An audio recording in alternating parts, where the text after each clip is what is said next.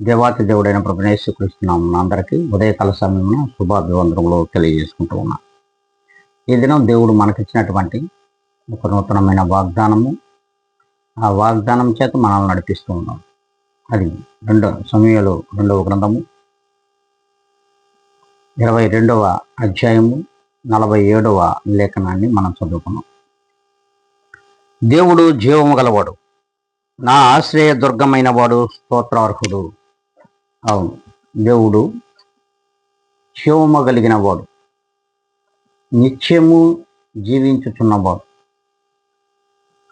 ఇట్టి జీవాధిపతి అయిన దేవాతి దేవుడే ప్రతి జనముకు ఆశ్రయ దుర్గమై ఉన్నాడు.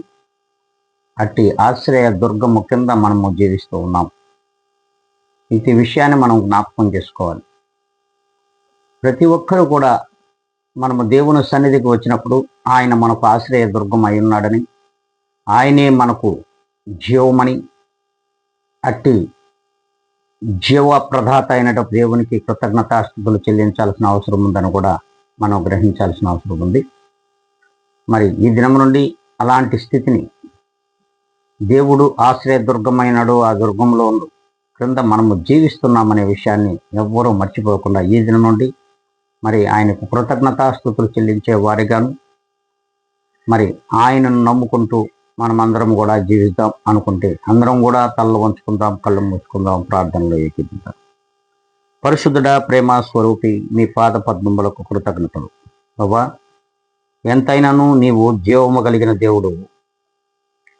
నీ ఆశ్రయము కింద మేమందరము కూడా ఈ లోకంలో జీవిస్తున్నాం.